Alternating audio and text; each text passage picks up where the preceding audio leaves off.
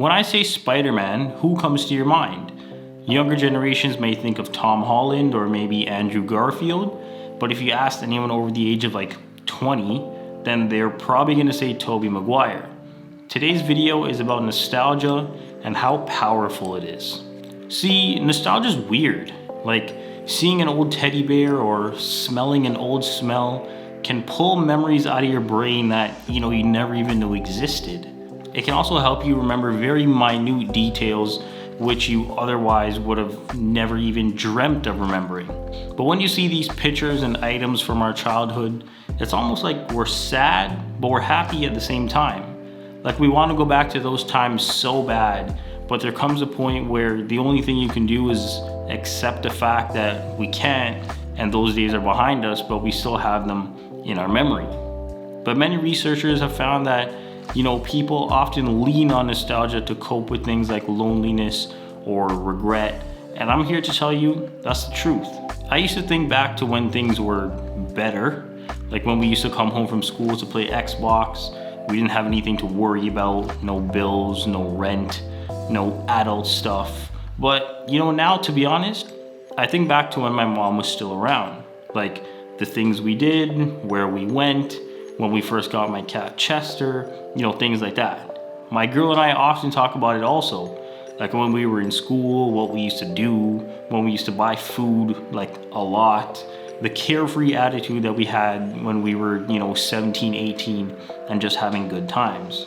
I'm not saying we don't now, but, it always seems like whenever you're looking back, like you rarely ever remember the bad things. It's like looking back with rose-tinted glasses on, in a sense.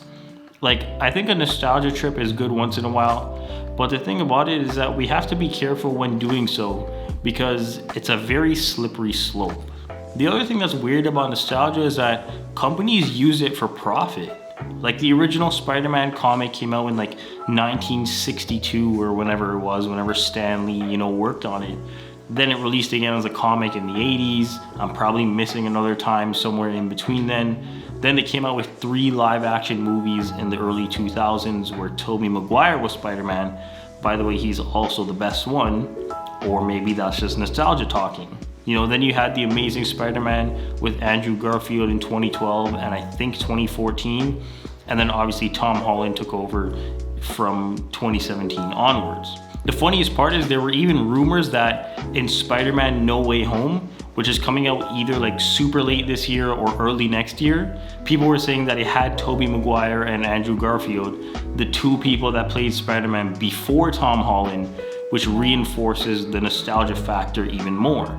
Because then kids that grew up on Andrew Garfield, they're gonna see, oh, he's in this Spider-Man, let me go watch it.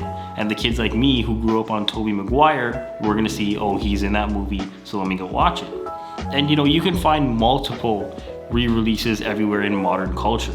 Like another popular franchise is Transformers. Like it came out in the 80s as a comic and a TV show, and then the live action movie came out in 2007. There's something interesting about these re-releases, and it's that they appeal to kids, teenagers, and adults with every iteration. So I'll give you an example. Transformers came out in the 80s, right? But then 20 years later, it came out again. So if you were a kid or a teenager in the 80s, that means when the live action movie came out, you were probably in your late 20s or your early 30s, which probably meant that you had kids. So then you took your kids to see the movie because you wanted to relive being a kid and going on a nostalgia trip. And then that's the first time that your kids saw it and kind of sparked the interest for them. So then in 20 years time, when it comes out again, your kid is gonna go and take their kids, and then you see how the cycle just kind of continues. Like, that's what nostalgia does, and that's why it's such a brilliant marketing scheme. That's also why, Pokemon cards and sports cards are popular again. Like, I remember having Pokemon cards as a kid, and now I see, they're making a comeback and they've blown up exponentially over the past year. But see, Pokemon cards being popular again is giving me a chance to relive being a kid again. And sports cards are giving people in their 30s and 40s a chance to relive being a kid again, because that was what they used to trade and play with when they were kids. That's also why sneakers re-release. That's also why games re-release. they're capitalizing on that nostalgia of the older crowd while simultaneously appealing to the younger crowd. See, the thing about nostalgia is that it's not all bad and it's not all good. Like, I think of it like finding a balance. It's perfectly fine to put on an old album and listen to it every, once in a while, but we can't let ourselves fall into the trap of nostalgia. I like to think of it as kind of like a fire. It can warm you up, but if you get too close, it can also burn you. And as always, thanks for watching.